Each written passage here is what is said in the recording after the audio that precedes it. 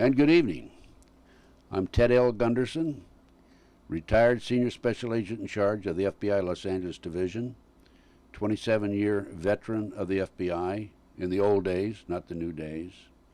Today is February the 9th, 2006. And you folks had better hold on to your britches because you're going for a real good ride with Bob Fischer. Bob Fischer is from the East Coast. And Bob, welcome to this show, whatever the show is. I'm not sure. All right. Well, but Bob, you have a fantastic background. You have been going over some of the details of your discovery and your research, and I am unbelievably fascinated with what you've come up with. To begin, Bob, tell me about yourself. Where were you raised? Okay, just a simple guy born in Missouri, St. Louis area of Missouri, and one of 10 kids. Grew up Catholic, obviously. No, it wasn't a sexy Protestant, but a Catholic. Right? Catholic, yeah, and had you know, a pretty normal, sane, stable upbringing, and had at the point of time when I left high school. Had my private pilot's license, had that in my senior year. After I left high school, I had entered into a program to get my airframe and power plant mechanics license. For a period of time, I worked for charter aircraft operations doing mechanics. And then I decided to go back to school and got a background in biology and biochemistry and started working at the University of Missouri at their medical school in the various departments. I had worked in the biochemistry department, pharmacology department, and the pathology departments over a span of about 6 years. And then got hired by DuPont, came out to the East Coast in 1982, and started in life science research program that they had for their pharmaceutical division, and was with them up until 1997. And so that was essentially the extent of my professional, technical background. And Bob, we've been going over this material that you came to California with, and tell us, how did you come across this information? How did you develop it within your own mind, and how did you come up with this research? Well, I sort of like fell into it backwards is the best way to describe it. After my departure from DuPont, one of the jobs that I was able to pick up was working for a bank courier service, and some of the assignments were very long distances at night, driving from Wilmington, Delaware to Chase Bank in Manhattan, 2-hour drive up and back, and you just have a lot of time to sit and think, and things started coming to me about patterns of numbers, and wasn't something that I normally would do. I didn't have any real fascination with mathematical puzzles or anything up until that time. I had used mathematics in my job, but just in a utility kind of way. Never had any real draw to it. But I guess that there was some sort of influence, external influence on me to, you know, start paying attention to little mathematical details, and I started puzzling it together. And this was about 3 years prior to 9/11 that this began, and so I had started to think that these bits and pieces may be part of a system that would be a mathematical language, and I was approaching it in that direction, thinking that, you know, this might be a good basis for a mathematical language. When 9/11 happened, I thought, you know, that, you know, like all Americans, that this was a major travesty perpetrated by Al-Qaeda and the Muslim extremists on America, and you know, I only considered it like everybody else did, or most everybody else, I should say. And it Not me. Okay, well, that's true. And I was part of the naive masses. If you want to call a silent majority, there was a naive majority out there as well I was a member of. They're still there. Yeah, well, in any case, they lost one member. At about 6 months after 9/11, I had begun looking at this from a perspective of some mathematical coincidences with what I had observed previously, and some friends had actually encouraged me to look at it further. And what emerged was a definite mathematical pattern was occurring with these attacks and other attacks. Prior to that, there was some indications of a mathematical pattern, starting with the bombing of the Covert towers in '96, and then the African embassy bombings in '98, and then the Flight 990 in 1999, and the USS Cole the following year in 2000, and then leading up to 2001. And I thought that this was a pattern that the Arabic Muslim people were using as part of some greater plan. And I investigated it and put together a report that I submitted to the NSA. National Security Agency. Yes, I put together an 80-page report that they reviewed and appreciated, and sent me back a letter acknowledging. And well, that's good. At least they acknowledged they received it. And then they encouraged me to pass it on to other agencies, which I passed on to the CIA, and one aspect of it pertains to the celestial mechanics and geophysical parameters of the Earth, and its spin and its wobbles, and it is the Naval Observatory that keeps track of such things for keeping things on track for the GPS satellite system. Did the CIA respond? CIA did not respond. Oh, I wonder why. I think that George Tenet had other things on his plate. In any case, thinking that these factors that involve the Earth's mechanics might be something that they may be helpful with, or they may actually appreciate learning about, I approached the Naval Observatory and had a discussion with people there for a period of time, and then all of a sudden they shut down communication with me altogether. Did you see them physically, or just by correspondence? This was correspondence by phone and by email, and then so I have those emails on disk, so I have a record of that. What was their reaction? Was it positive, negative, or they just quit communicating with you? Well, initially it was amazement, and then interest, and then when I started hitting upon things that corresponded to reality, they pondered it and they got back to me, and then after about a week back and forth, then they shut it down. Never heard from them again. They would not respond to anything. Okay.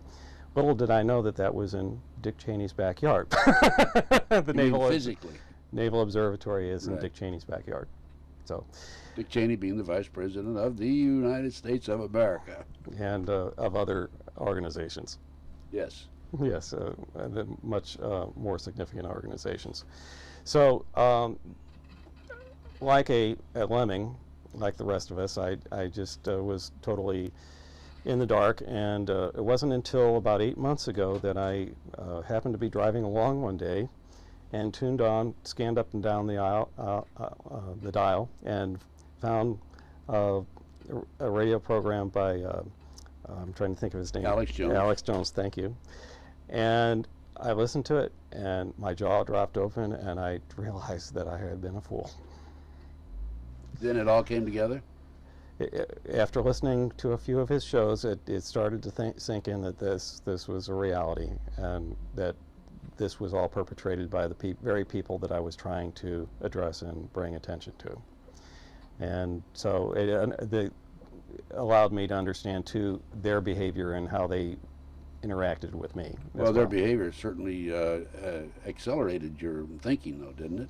Yes. It also particularly when you heard Alex Jones. Yes, and it also shut off Good for you, Alex. We're proud of you. Yes, okay. Thank you, Alex. It also shut down my communication with them altogether from my side. I no longer had any interest in speaking with them again. But then that gave you, what you had to figure, that gave you credibility then.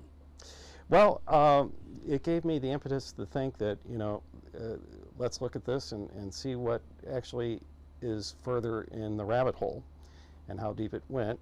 And I went deeper and deeper, and I think with the presentation you'll find just how deep the rabbit hole goes. Okay, you want to start? Sure. Let's explain what we have here on the screen. Okay. Itinerary coding shells. What does that mean? Okay, it seems Looks like a whole series of eggs, one within the other. That's what it is. Essentially, there are organizations that have, throughout time, essentially have an agenda that they've been following, and it is rooted back all the way back to the Knights Templar and their founding. And Knights Templar being what? They are the knights that essentially regarded themselves as the children of, or the progeny of Christ, and that they were a part of a privileged line of rulers that were intended to rule the world. Okay. What year would this have been? That would be, the founding of it would have been 1118, and essentially they had put together a crusade to go to the Holy Land, ostensibly under the cover of being the hospital knights who were to care for and help facilitate travelers to the Holy Land that was newly opened from the Muslim world. But their true agenda was to find relics and artifacts underneath King Solomon's temple that would verify that they in fact were the progeny that originated with Christ, and that would give them the validity to come back and have leverage in a political sense in the medieval world. Okay, go on with your story. Okay. Essentially, while they were there in their time period in trying to find these relics, they interfaced with the Muslim community there, who had a very articulate development of a mathematical system, and they picked this up from them, and they have employed that mathematics in their architecture and in other aspects of their activities across time. And the culmination of it in more recent centuries is that they have an itinerary essentially dictating how things are to transpire and a script to be played out according to this mathematical code. Their game plan. Their game plan. And when you come up to the time period when Isaac Newton and other people of his period, which is very well developed in a book by Robert Lomas, and essentially we think of Isaac Newton as the great scientist. Well, he was also practiced the black arts at the same time. He retained his interest in alchemy at the same time as being renowned as a mathematician and an astronomer. This was true of a number of the people of his colleagues who were Masons at the time, and this was the founding of the Age of Reason. So there was a marriage between alchemy and science in a way that they're employing. Alchemy and what? And who? And science. Science and alchemy were merged together. Right. In their Masonic tradition. And this mathematical development had two parallels, one that pertains to physics and chemistry and things that we know today as, you know, our technological society, and the other was a covert code that was developed in terms of the Masonic tradition's interest in controlling political and social forces. A secret society? Yes. Within a secret society? Within a secret society within a secret society. Right. Okay. They are very, very hierarchical, and if you take a look at the Masonic structure, the average Mason elevates himself to about the 3rd degree, and most of the Masonic work that is done are very honorable and worthwhile endeavors in the community, and most Masons have no idea what's going on at the top. And when you get through all the levels up to the 33rd degree level, where the real power resides, there is a retention of a ritual and tradition that dates all the way back to the Sumerian period prior to the Egyptian civilization, and their acknowledgement of the gods and goddesses of that Sumerian period. And that is at the core of their ritual and tradition, and it is directive of their behavior and where they're going today. So you read this book? This and the other book that is helpful is understanding how the tradition of the Knights Templar had come over from Europe to the United States, or I should say to America. And this book here by William Mann is very useful in understanding how that tradition had been transplanted from Europe through Nova Scotia, and the movement of the Knights Templar and their treasure to Nova Scotia through Henry Sinclair in the 1440s, and that is a date that will have a number that is recurring in the code. But the year 1440. Well, the number 1440 will okay, be not the year. Well, that is the year that ostensibly there was a movement of the Knights Templar treasure from Europe to Nova Scotia. Yes. Okay, and then what happened after that? Reading these books brought this to light and started making you put the pieces together. Is that right? That's right. Okay, and each book, these and other books, each have clues spread among them. There is no one book that has it all put together in one place in terms of this itinerary code that they're working from. But picking up the bits of evidence here and there, it patches together, and you'll see how well it patches together. Go. Okay.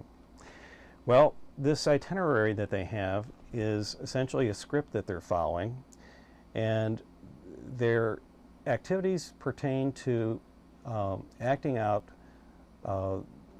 their accomplishments or their aims at points in time that are regarded as permissible. And their future acts. And their future acts. So this is something that not only gives you an understanding of the past, but it also gives you a handle on what's going to happen in the future. Okay. And this code is embedded in a marriage, going back again to this idea that there was a marriage between alchemy and real science. They have taken that idea and had addressed the Earth and its movement and the celestial sphere, the stars and such, as a reflection of that mathematical code. Explain alchemy. Alchemy is essentially different things to different people. The original intent prior to chemists working with materials in order to create new things, there was the belief that you could take one substance and turn it into gold, and there was interest in creating wealth through this process of transmuting other materials into gold. More recent definitions of alchemy are presented in the sense of transforming the inner person. And so, as I say, alchemy means different things to different people, but they are subjective endeavors. And for your purposes, they mean what? Essentially, that is the platform by which their subjective spiritual, how should I say, world comes together and is married with the real objective world. And the sciences. And the sciences, right. So their use of mathematics and the sciences have been following two parallel paths throughout time. And what do we have here? Let's explain this. Okay. There are certain things that they have observed in nature that are beyond expectation. And an example of that would be, in an analogy, would be the diameter of the moon is just perfect so that when you have an eclipse, it just exactly blocks out the sun. Now, the moon could have been a variety of diameters. It could have been a variety of distances from the Earth. It could be going at various angles relative to Earth, but it is in orbit such that it is a perfect size at the right distance that it actually blocks out the sun. Now, the odds of that are very, very small unless there's some helping hand from a supernatural being to accomplish that. They would look at something like that in a sense of being instructive and looking at that to see why should we pay attention to that? Why are we drawing our attention to that? Physical things like that have led to the understanding that there are other kind of amazing coincidences between mathematics and reality. For instance, the Earth has geophysical forces that cause it to wobble, and they have a variety of periods of time that they act through. The shortest precession cycle, or wobble, is 432 days long, and that's the Chandler cycle. And okay, and that's... Well, let's start in the center there. What does the center mean, mathematically and geometric code? This is a figurative center, or core. Right there. Yeah, this is a figurative core. This is the code system itself. It's mathematical and geometric in its nature, and it would take a whole separate presentation to get into the depth of that. But is this the core of the Earth? No, I mean, it's just I'm just drawing it here as a figurative core of the itinerary code. Right, okay. And this is reflected throughout the shells. And one of the amazing things with these forces that cause the wobbles and the durations that they... You're saying that the Earth wobbles? In more than one way. Right. You have 3 or 4 different wobbles going on simultaneously. It's sort of like one of those rides in Disneyland where you're going 6 different directions at the same time. Okay, but these wobbles are very slow in their progression, and some of them are extremely slow in their progression. So the shortest one being the Chandler cycle, and that's only 432 days long. And what does that mean, 432 days long? To make a full circuit of one revolution of wobble. Okay, just like you would have one turn in one day, one duration of this cycle going 360 degrees throughout its wobble is 432 days period. Now, does that mean that it wobbles one direction and the others wobble another direction? It's a circular wobble. Wobble. Okay. Yeah. Each of these are like a circular or a tilt wobble. The Chandler wobble is just a very short length, being only about about 30 feet long. But it's important in terms of GPS technology because the Naval Observatory has to keep track of it to keep the satellites and the GPS ground system synchronized together. So this very minor cycle does have a real impact in terms of today's technology. The nutation cycle is another precession or wobble, and it lasts 18 years. And I'm presenting these values here in a way that I'm trying to accentuate the fact that there is a mathematical relationship between these, not just that they happen to be these numbers, but these numbers relate to each other mathematically in very unique ways. The nutation cycle is induced by the moon going around the Earth, and that wobble being 18.6 years is very amazingly, if you take 4.32 and square it, you get 18.6624. Likewise, if you take 432 and multiply it by 60, you get the zodiac precession cycle, which lasts 25,920 years. So when you say 25,920 years, you mean it starts over again after that? Right. This keeps going on, and it takes 2,160 years to go through one phase of the zodiac. That's what this ecliptic or zodiac precession cycle is. We've just entered into the age of Aquarius, and we'll be in that for another 2,160 years. So each of these ages have certain reflective meanings in terms of their ritual, in their mysticism, in their mythology, and it's also reflected in this mathematics. How about this obliquity, the tilt? That's the way it tilts? The Earth tilts, and it ranges in between 22 degrees and 24 degrees in its axis relative to the sun, and so it doesn't keep a constant tilt. It varies over this period of 40,000 years. Are you saying that these various, the Chandler, the nutation, and so forth, are all acting at the same time then? Yes, they're acting at the same time. Well, yes. now, how can that be? One is on an angle one way, the other one is wiggling the other way, I mean, it's very difficult to understand or to believe.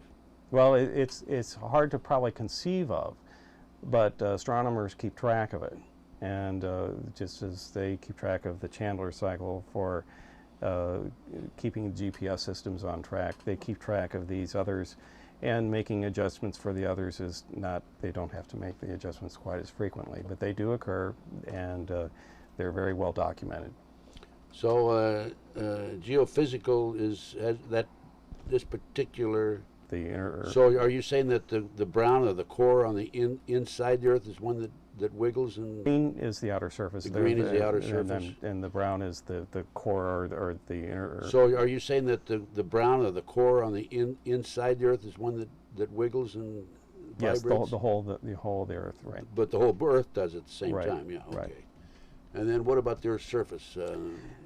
Now the Earth's surface has a transition from nature providing the mathematical code or to follow, where man takes over and starts to reflect that code. And this happens with the architecture that the Masons have employed in their construction of cathedrals and other monuments around the world. The pyramids are the most famous example of a reflection of the application of these code values into architecture. And cathedrals and everything that we see from the period of medieval and Renaissance Europe, when they were Freemasons were responsible for that building period, up to and including today, with much of the monuments that they have constructed as well. In recent years, yeah, you're going to show some examples. Oh of yes, this as we go on. As we go on. And then in recent years, in the last 50 or 60 years, they have taken this application of architecture and employing this mathematical system to the aeronautical level. They being? The Skull and Bones organization and the 33rd degree Masons. Knights Templar? I imagine that there are various divisions within the organization. There are many divisions within the 33rd degree Masonry umbrella that are involved in this, yes. Do you think what you're telling me now and what you're going to tell me is in the next hour or so, hour and a half, 2 hours, is part of their secret information that they give to their members? Only at the very top. you don't pass this on to a third degree master mason. That's my point. Yeah, they have no clue about What this. you're saying is you think that you've come up with the secrets of the 33rd degree Masons, information about their activities and some of the secrets that they hold within their own organization. Is that what you're saying now? Yes, they and the skull And and that's what bones. you're going to deal with in the next hour, 2 hours? Yes. Very interesting. Okay, keep going. Like I Now, say, let's talk about this aeronautical then. like How does that apply to this situation? well, our aviation system is very young and relative to history, but they've been in control of it from the very inception up until this very day. And there are aspects of the Federal Aviation Airway system that is a reflection of the code. And I'll give examples of that. What code now? This would be a reflection of the code that we see on these other levels at the Earth core and at the surface. The same Okay. code. The same code. Now, how far does that extend from the Earth's surface, the aeronautical, As the light blue? as high as airplanes fly, and then we transition into the celestial level where planets and stars become involved with this as well. And that's the top celestial is the dark blue. Right. Okay, very interesting. And I guess one quick example of the celestial that is probably of interest is that when the Illuminati were formed and the formation of our United States government in 1776, or the onset of it, I should say, there was a particular meteor that was in orbit in a certain place in the sky, and that was the comet Temple. Okay, that is the very same comet that they crashed a NASA probe into on July 4th of last year. So from July 4th of 1776 to July 4th, 2005, that meteor was in the same position, and they chose that date of July 4th to crash a probe into it. why do you think they did that? Well, of course, there is the scientific value in doing that, but parallel with it, I'm sure that there is a mystical meaning corresponding to it, and that I would have to leave to other experts to speculate on. That's research in the future. Yes, that's future research. We need to get into actual conversation with people who are responsible for this. Okay, what's next? What do we have next? Have you Well, covered this topic? I think that what we can go into is start looking at things that happen on the surface that people can see as a reflection of this code, and realize how it is being employed, and then we'll go on to the aeronautical level and see how that ties in as well. Okay. Okay. If we move along here. I'm going to start off with a chapter that we'll call the Seal of Astaroth. Astaroth is a Sumerian god, as I say, dating prior to the Egyptian period, in which much of the black arts of the satanic movement that we see in practice today was born out of that period. And each of these gods during that period had a particular seal or emblem that signified that particular god. And I'm going to address the application of this seal to the architecture that they have employed on a grand scale. Go. Okay. All right, I'm going to pass by here and bring you to a satellite view of Washington, D.C. You're about 68,000 feet above the Capitol, and I've outlined in this rectangular area where the mall and the Capitol and those buildings are.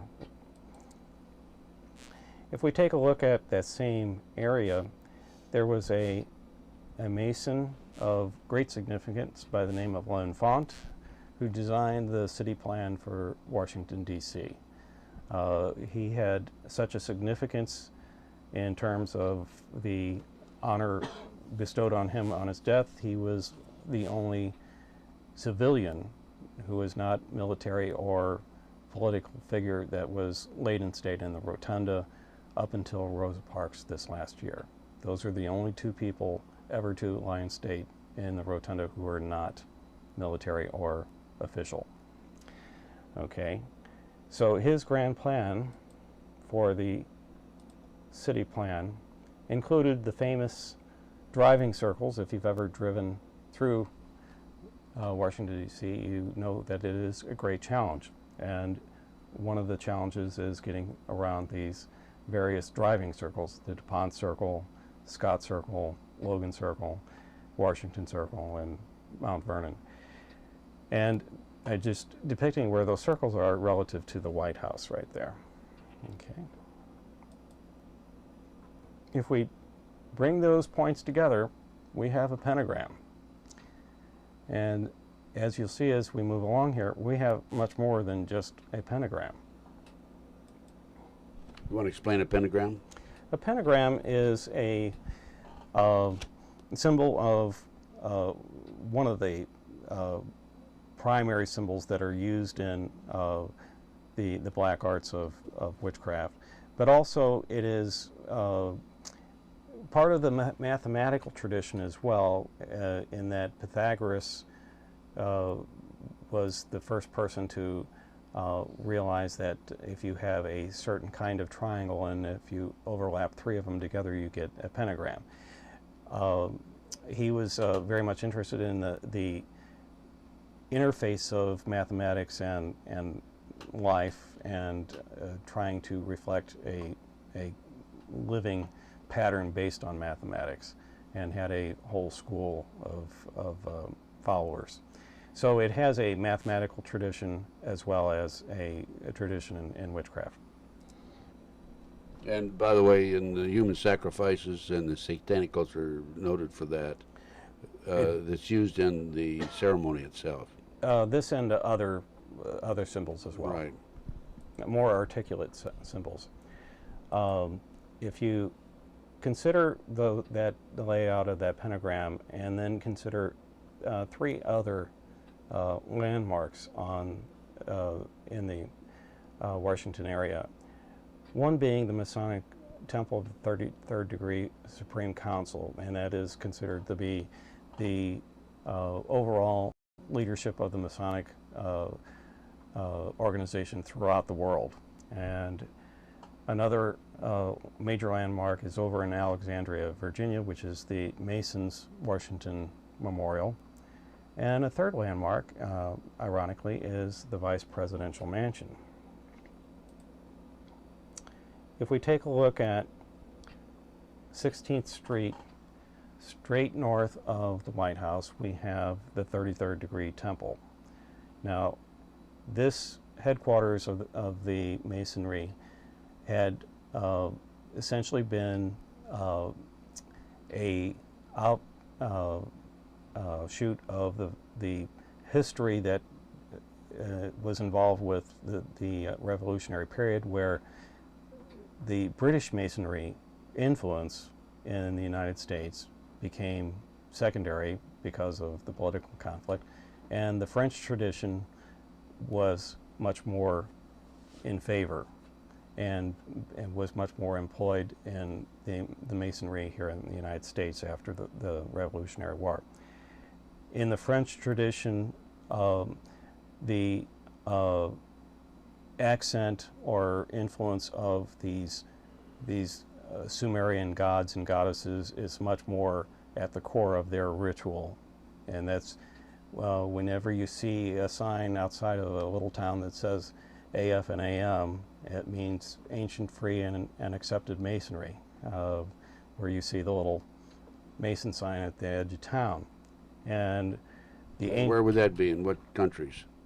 Yeah, I mean, every little town in the United States. I mean, outside of every little town, you'll have a little Mason sign saying, you know, we meet here on such and such day and time. And as part of that sign, it will say AF and AM. And that means ancient, free, and accepted masonry.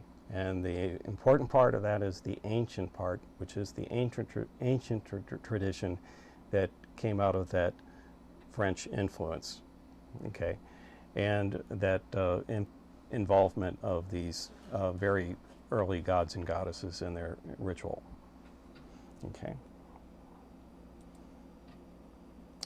That 33rd degree temple is straight north of the White House, okay, and if you take a look at the vertices of these, right, and if you take a look at the vertices of these pentagram pattern, it bisects this vertice here, and of course is directly in line with the White House itself.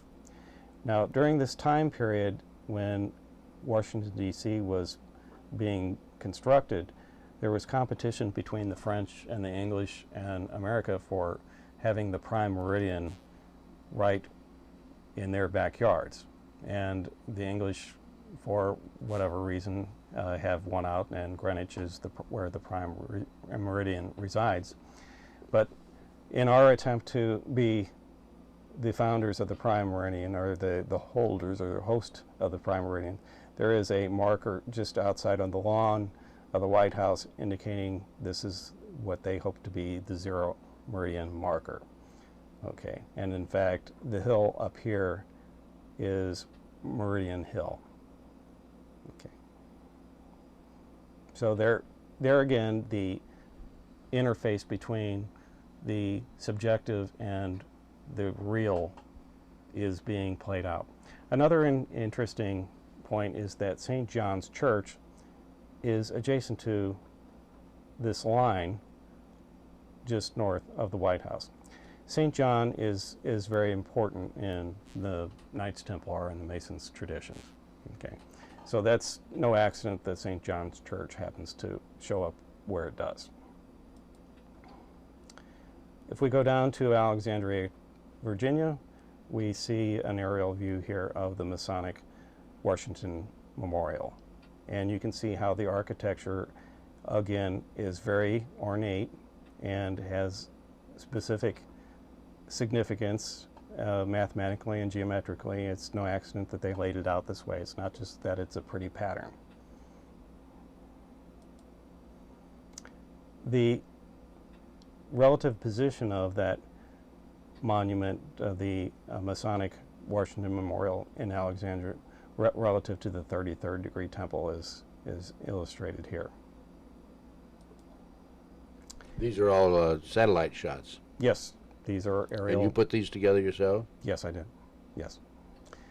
If you look at that same line, that orange line that runs down through to the George Washington Masonic Memorial in Alexandria, it provides some additional guiding lines for additional points of interest. This point right here is where the signers of the Declaration of Independence Memorial is.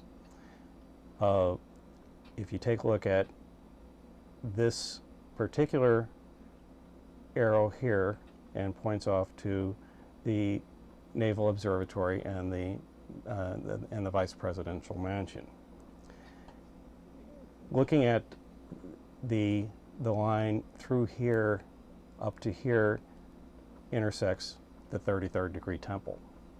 Okay, each of these construction lines gives you guidance in laying out this pattern.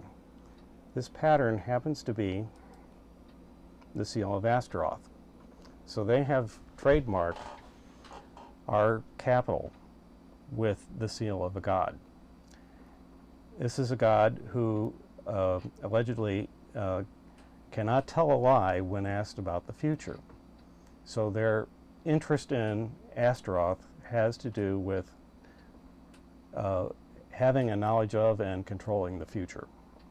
So a central role of the 33rd degree Masonry institution is about controlling future events. Okay. All right, so at this point I would like to transition to the second portion of this, These secret societies within the domain of the Masonry organization and others essentially are not only formulating the new government in the United States and at its inception, but they're expressing their dominant control across time ever since. And they do this architecturally. Jump to, once again, here's a location of the mall area in Washington, D.C. And once again, this is the overlay of the seal of Astaroth on the street pattern and the layout in Washington, D.C. And just to review where the 33rd degree temple is. Now, if we take a look at lines of dominance, I would call them, because they essentially assert that the 33rd degree temple, which is located right here, is in direct line with the intersection of these points of the pentagram to the Department of Defense, from the temple across this point to the Capitol, and of course straight down through this vertice to this point to the White House.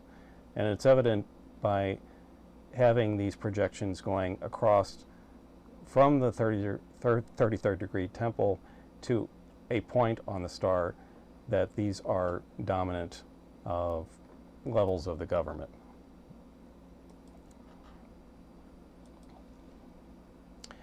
Secondarily, if we follow projections from the 33rd degree temple across vertices like here, here, here, and here, we come up with essentially going clockwise around it, the Department of Justice right here, the Department of Agriculture, the Department of Interior, and the Department of State.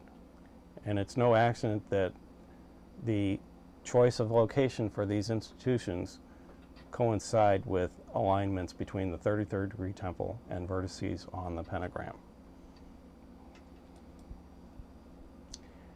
Pennsylvania Avenue has a unique aberration in that at the White House it goes to kind of a kilter. If you were to follow from the Capitol down Pennsylvania Avenue, if you went on a straight line, you would run into buildings. They have offset the western portion of Pennsylvania Avenue from the White House at an angle that intercepts this corner of the pentagram. And there's a reason why they do that. That allows them to acknowledge that from this point to this point points to the Treasury, another very important portion of the government's activity. Going from point to point, across from here to here, brings you to the Department of Labor. So monetary control and control of production is essential core of what they regard as a government's responsibility and their responsibility to control. As afterthoughts, we have lines that go through a vertice here and here to the Supreme Court. Okay, from this vertice here to this one here, we're in line with the Federal Reserve. And it's evident that these institutions are tertiary in their concern in terms of control of society. Okay. Connecting the dots, all right. Between the 33rd degree Mason organization, there are other organizations that have allied themselves with it. And one of the organizations of most prominence and of most significance relative to recent events is the Skull and Bones organization. Skull and Bones is a Masonic-like organization that is based at Yale University, and seniors at Yale are invited in based on characteristics that they deem to be significant to be members of the club. There are only 15 each year, And a good accounting of the Skull and Bones organization, if you don't mind handing me that book, not that one, the other one there, is given in an account by Anthony Sutton. This is not a recent, he had, I forget, I think it was in the 1970s that he had written this particular, and it is as important today to understand how across time the Skull and Bones organization has controlled history since the 1880s up until the present time. And it's important to realize who are members of the Skull and Bones organization. Go ahead, name him. I'll give you three biggies. The three biggies are Dick Cheney, George Bush Sr., George Herbert Walker Bush, as well as George W. Bush. And another interesting sidelight is Kerry, our other presidential nominee this previous election cycle, was also a member of Skull and Bones. So Skull and Bones would have been in control no matter who won. And in fact, that is how they strategize. They are in control of both the Democratic and the Republican Party. There is a level of control that exists above those two parties. And the Democratic Party and the Republican parties are secondary players in a bigger picture. Absolutely. Okay. So if they have demonstrated this kind of architectural and mathematical relationship to institutions as we've demonstrated, what about this possible connection with Yale, between Yale University and the Skull and Bones organization, which on their campus is located right here? You may notice that, like in Washington, D.C., the campus is laid out with pentagram patterns and their walkways and their quadrangle areas. So it's no accident that there's a reflection of the same kind of pentagram detail on their campus as well as in Washington, D.C. And this precedes, the construction of this campus precedes Washington, D.C. Okay, and this is where the Skull and Bones building is located. It's also known as the Tomb. That's how they refer to their building. Another secret society. Yes, I mean probably the most powerful secret society. The alums being members of the Illuminati. This is the American faction of the Illuminati. Okay. The Illuminati haven't been formed in 1776. May the 1st was when the 25 goals of the Illuminati were announced. The last of those 25 goals was to take over the world. And they're on their way. And they're well on their way. And as it's coming up fast. We're marching towards that very quickly. If you take a look at back in Washington, D.C., the 33rd degree temple and this point on the pentagram pattern, and if you draw a line from here in both directions, you can create a circle that goes all the way around the Earth. Navigators regard this as what they call great circles. Both aeronautical and maritime navigators use great circle navigation to get to the shortest distance between 2 points on a spherical surface. So if you take a look at a line that goes along that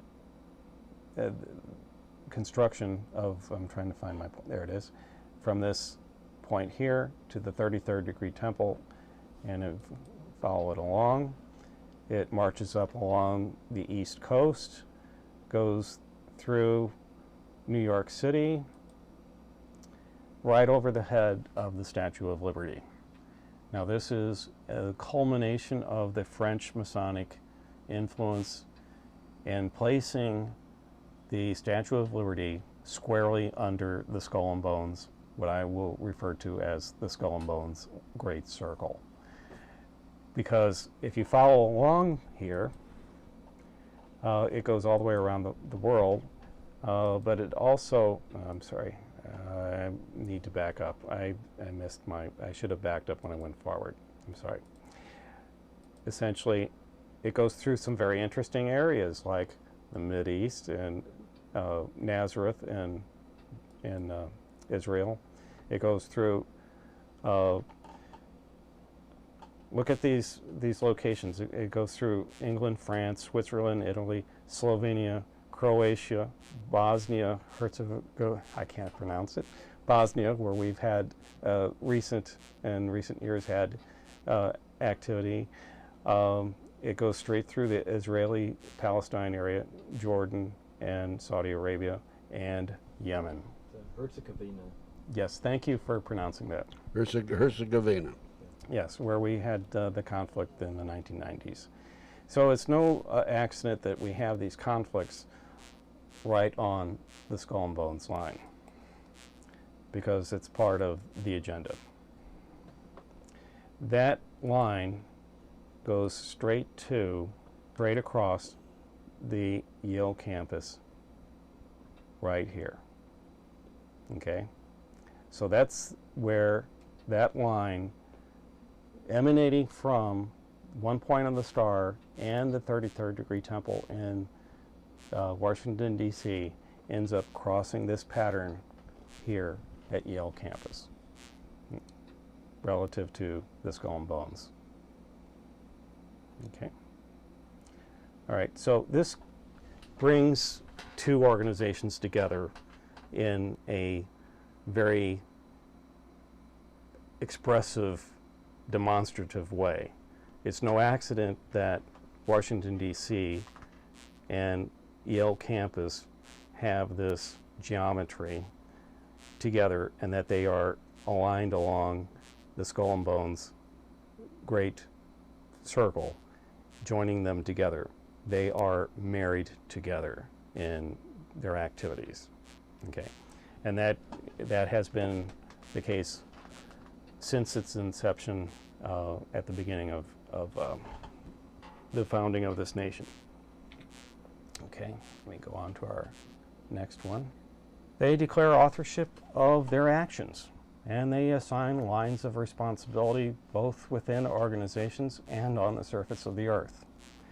And I'll demonstrate that in a number of ways. Once again, just to review, this is where the layout of the 33rd degree temple relative to the White House is, and those relationships to those branches of government. Let's go back to the President Lincoln's assassination. I indicated that there are lines of responsibility that we think of, and within the hierarchy of organizations is most commonly when we think of that. But they also lay out these lines of responsibility on the ground. If you take a look at the 33rd degree temple, following through this vertice right here, on down to here, also from this point across this vertice to the same location, to that little red circle right there, that is Ford's Theater. That is where President Lincoln was assassinated. After providing two lines of attack on the president, they give you an honor line. This goes through the 33rd degree temple on through this vertice on down to the Lincoln Memorial. Now, if you see this just as in terms of one event, then you would think, well, maybe it's a fluke. Well, let's look on farther. Let's go on to McKinley. McKinley was shot at the train station. Here again, we get two lines of responsibility. From the 33rd degree temple, across this point of the star, to the train station. Here, across these two points of the star, to the train station. Okay, then they give a line of recognition or honor between this star point, this vertice, down to the McKinley Memorial, which sits just outside of the nation's Capitol building right here. As you go along the mall in either directions, right along that line emanating from the Capitol is the McKinley Memorial right there. So here in a second case, we have the very same configuration or utilization of lines of responsibility. Okay. Let's consider President Kennedy. When we take a look at the one line of attack from point across point to point, that goes straight on to where his grave is. Okay. There's an honor line for President Kennedy in the sense of the Kennedy Center being across from the 33rd degree temple and this point to the Kennedy Center. So if there's only one line of responsibility, why is that? Of attack, I should say. Why is that relative to the other two? Well, one reason is because it was not done in town. And if you have the occasion of trying to get something done outside of town, it's always good to enlist a friend. If you take a look at where the Skull and Bones line goes around the Earth, as it goes through Yale campus here, its heading is at a 54-degree heading when you go north away from the Yale campus. If you follow this longitude or latitude of 41 degrees north where Yale resides and transmute that 54-degree heading value along this line to a 54-degree longitude value right here, that puts a point right out in the middle of the Atlantic Ocean. But if you take that point right there, connect it to the 33rd degree temple, and follow it along, you come to Dealey Plaza in Texas. Not only do you come to Dealey Plaza in Texas, you come to Dealey Plaza at the point where Kennedy was shot. This is the line of attack coming from that point out in the Atlantic Ocean through the 33rd degree temple in Washington, D.C. to the very place where Kennedy was shot, down to the foot. Now that kind of mathematical precision is a signature. It is a modus operandi. A little more than a coincidence. Beyond any imaginable coincidence. It's not even possible to be a coincidence. Okay. Another interesting aspect about this, if you take a look at the Skull and Bones line or not the Skull and Bones line, but that line of attack to Dallas, and take a 90-degree angle turn from that attack line at the 33rd degree temple, it goes through this vertice here, it goes through Ford's Theater, and it comes to the FBI building. Amazing. Could this be a line of responsibility? I think so. All right. Maybe you can comment about the FBI. Well, let's say there's a different FBI today than when I was in the FBI. I retired in March 1979. 21 years under J. Edgar Hoover. I don't care what you say about J. Edgar Hoover. He ran a great organization. We were known as the elite of all investigative agencies and all law enforcement agencies in the world, thanks to J. Edgar Hoover. And right after he died, it started, very frankly, it started declining. And when was his death? Well, there were some good directors along the way. Of course, we had L. Patrick Gray, not Rumsfeld, but Ruckelshaus. Ruckelshaus, yes. Was temporary. Yes. And then L. Patrick Gray, and then we had Clarence Kelly, and then we had not Louis Free, but Bill Webb. No, we had Bill Webster, and then we had Session, and then we had Free, and who do we have today? Okay, we've gone on to Webster. No, Webster. I'm sorry. The last one was who replaced Free? I'm trying. Ashcroft. Ashcroft No, was he Attorney was General. Attorney General. And William Mueller. Webster. Mueller. Mueller. That's Mueller. right, Mueller. That's Mueller's right. our director today. Yes, Yeah. we're both. Well, yeah. It's Well, late at night. Well, see, I've been out 26, 27 years, so Yes, right. we had quite a transition into the modern day era, and the FBI has changed considerably from the time that I retired. Not because of me, but Well, it's been because through those were transition. different times, and Right. and very frankly, it's not the organization it used to be. Do you I think have that- I have case after case that I presented to the FBI. I have an international child kidnapping case out of Washington D.C. known as the Finders, Mhm. which is a CIA covert operation. Ties into satanic cults, no question about it. It's been operating since the early 1960s, and I've formally filed complaints at least half a dozen times with the FBI and demanded an investigation. I've given that report to other so-called responsible authorities in Washington, D.C., demanded an investigation. I've been ignored. I had advanced information about 911. Actually, I didn't have it. One of my sources did. Gave it to the FBI on March the 20th, 2001. Ignored. The FBI was involved in the car bombing on February 26, 1993 of the World Trade Center. According to the New York Times article, October 28, 1993, the FBI had an informant in among the terrorists. He was ordered by the terrorists to put the bomb together. He went to his superiors and the FBI, his handlers. We're going to use a dummy bomb. No, the FBI supervisor said, no, we're going to use a real bomb.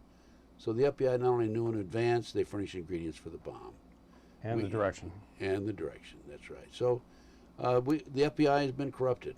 Yes. And because of my outspoken position with the FBI, I have been kicked out of the Society of Former Special Agents of the FBI. I've been expelled, and I'm not concerned about that at all. Mm-hmm. But it kind of as a little joke, I recently called and told them I wanted to be reinstated, and never received a response back.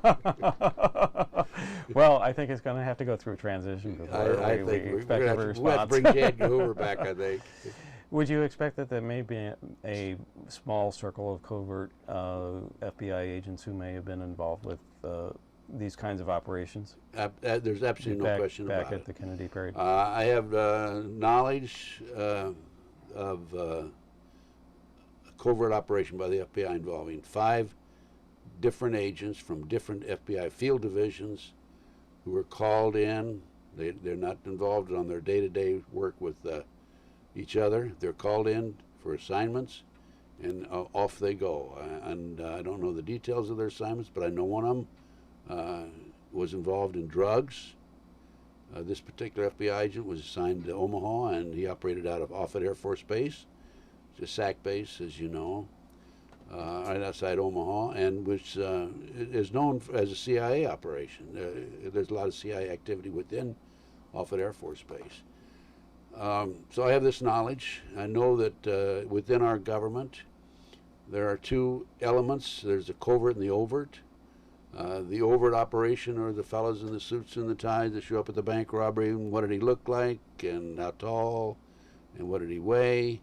The covert operation involves assassinations, burglary, murder, kidnappings, and they're regular criminals, and they're recruited out of special forces, including McVeigh, who was recruited out of special forces, by the way, on Oklahoma City. And these people answer to no one. There's no paper trail, and they use these men and women for covert surveillances, illegal activity, criminal activity, and you're looking at one of the victims, by the way, I might mention.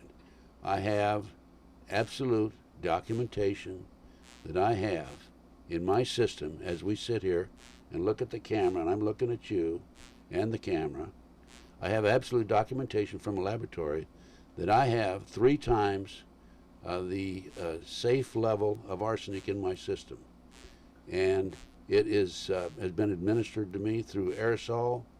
I have needle marks in my car between the door and the door jamb where they put poison into my car when it's locked and the windows are all up. And I breathe this and it goes into my system. I have this it's well documented.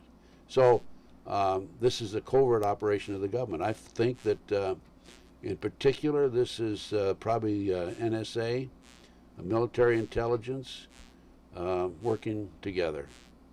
One of the interesting things that you made an observation of is no paper trail. The Masonry organization is so secretive about even their rituals that they leave no paper trail about their internal operations or their rituals.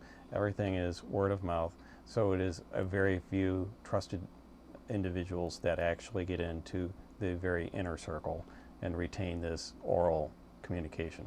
Bob, I interviewed Jip Tatum, 25-year Black Ops operator with the CIA, and he told me that he could go into a bank in, I think it was Rochester, New York, and on his signature obtain $250,000 cash for some of his covert operations, and he'd use that to pay off his buddies with no paper trail.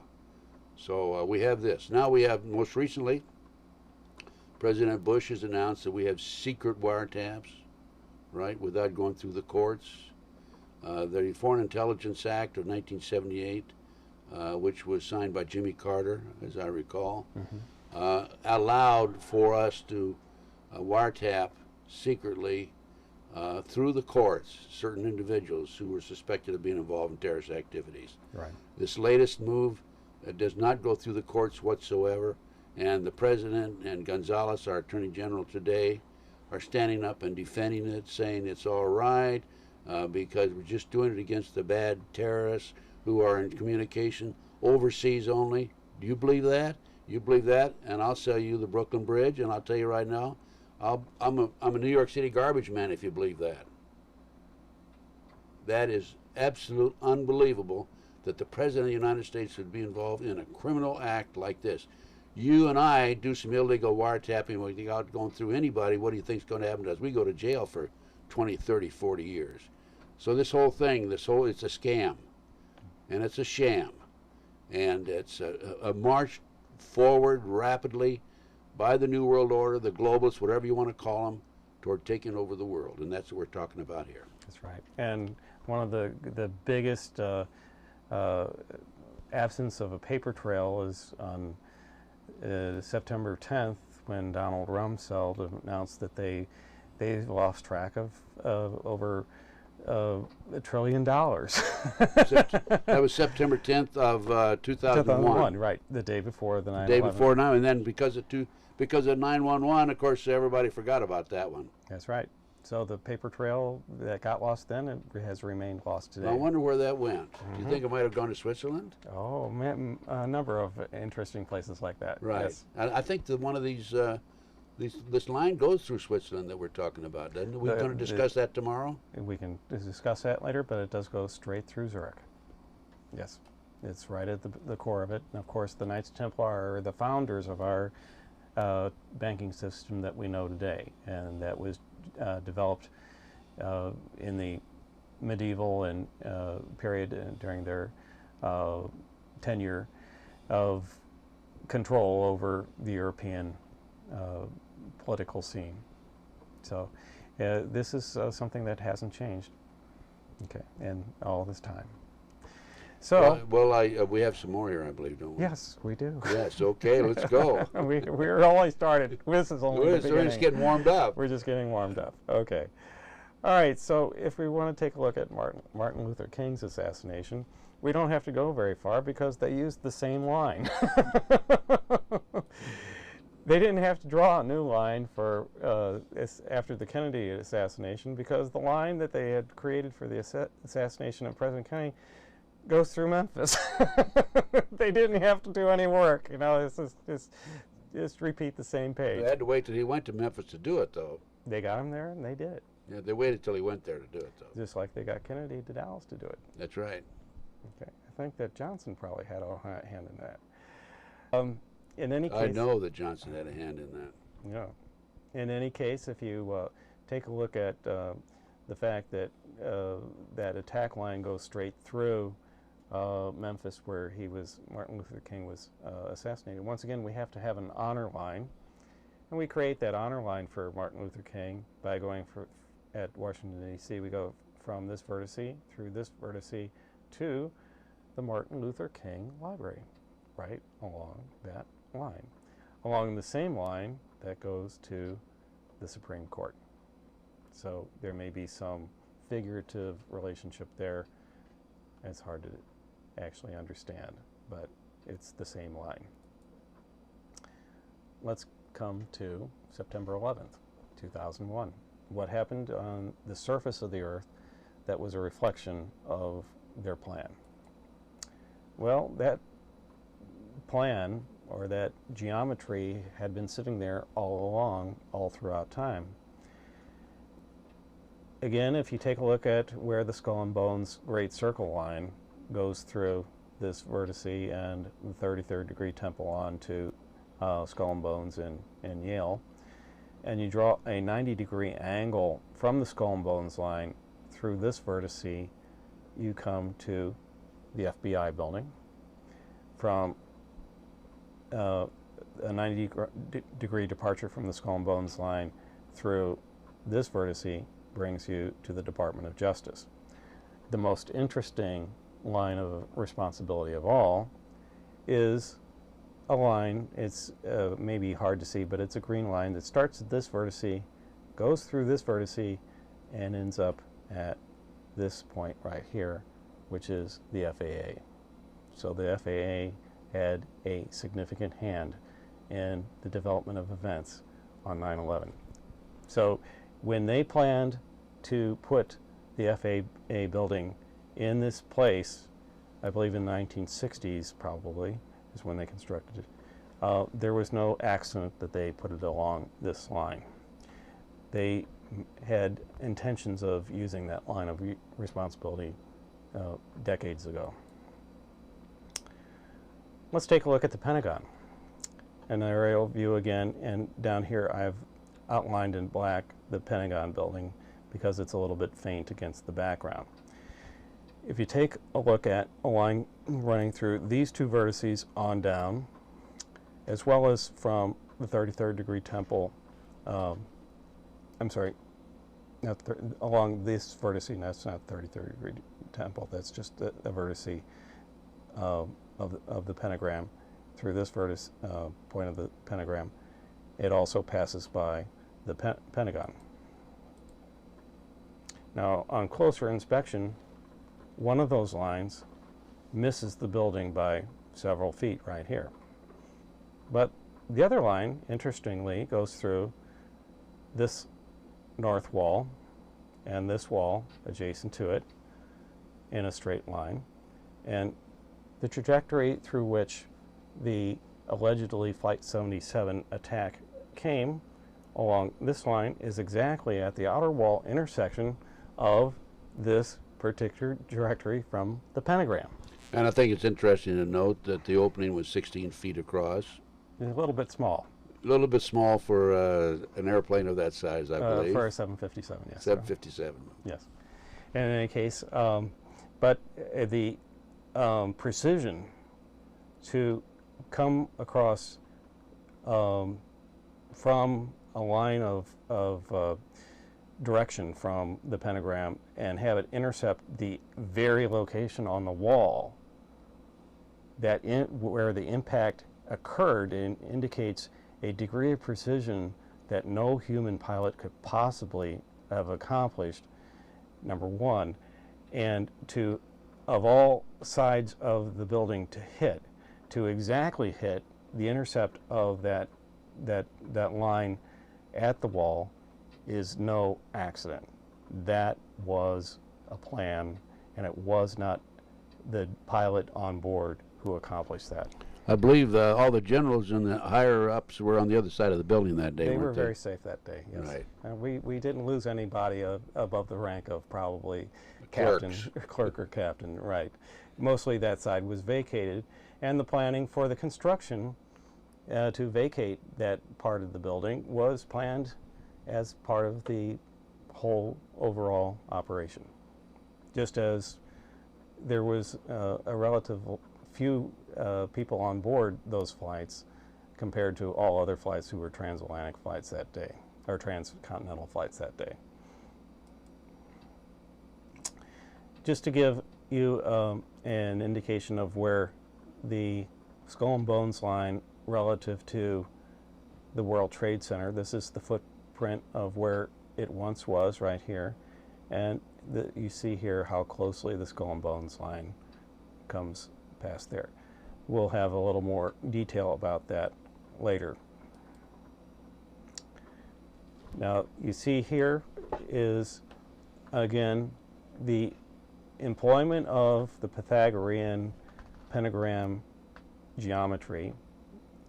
If you have a triangle that has a 36-degree angle on two sides and 108, and then take 3 of those and overlap them, you have a pentagram. If you take that triangle and lay it along the along the skull and bones line, you have the flight path of flight.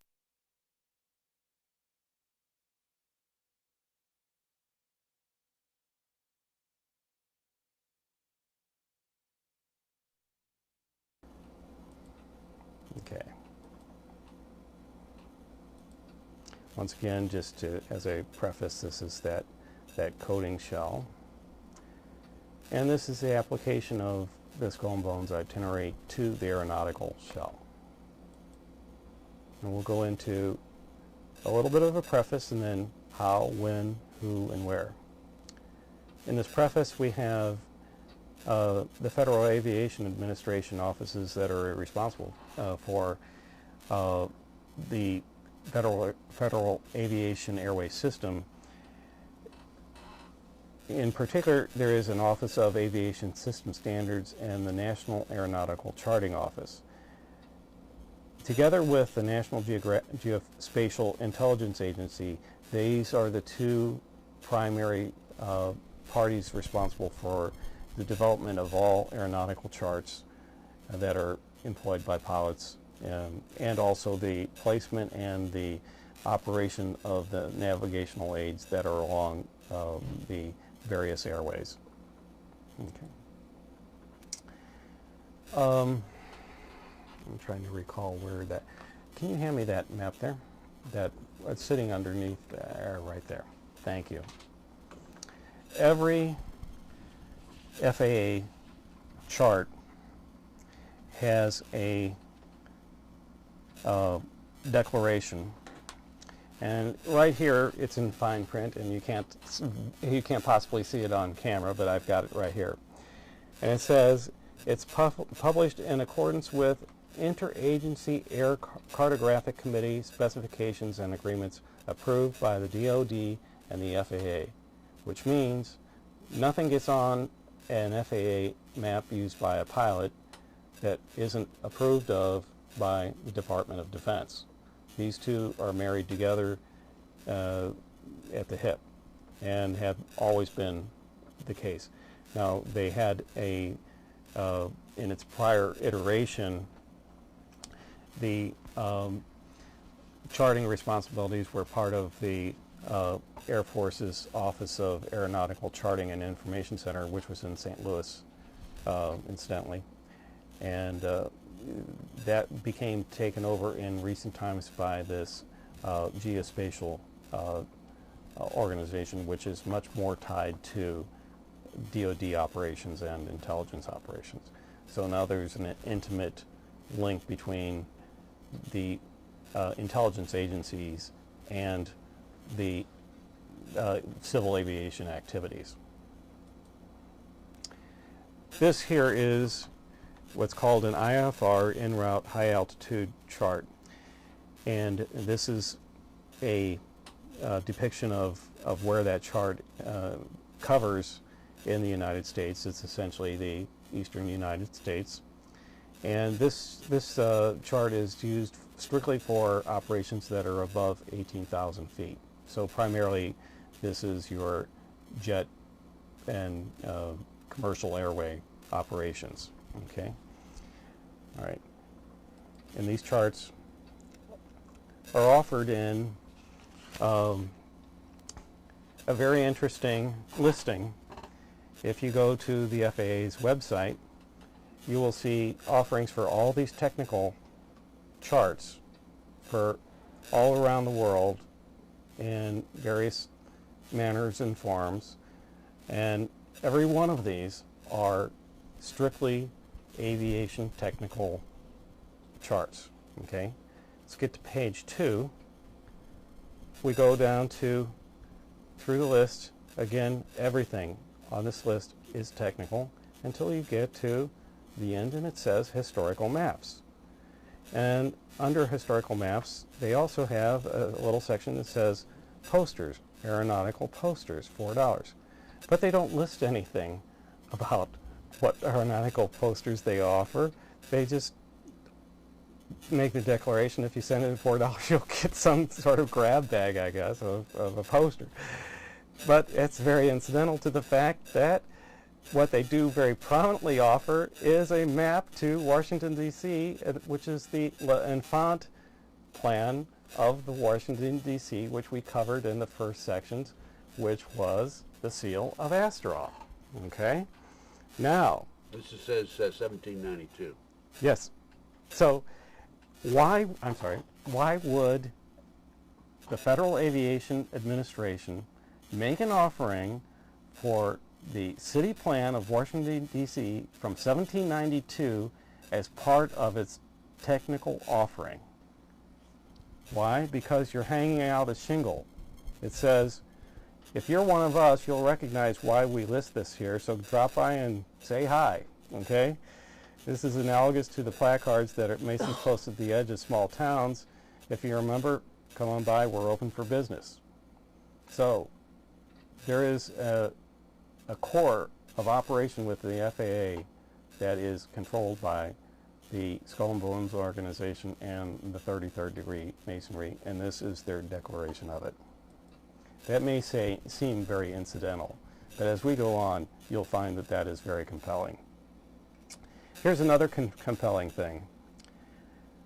Up until November 18th in 2004, there's no concern about offering aeronautical charts to the public. Anyone could purchase a chart like this and other similar charts that pertain to various aviation operations.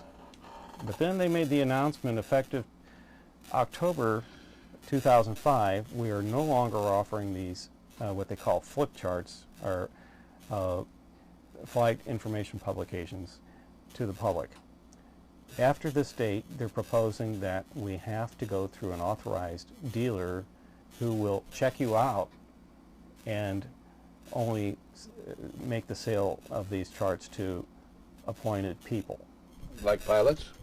Pilots, but that had been not a concern for 50 years. They have charts out there that they've been putting out all this time.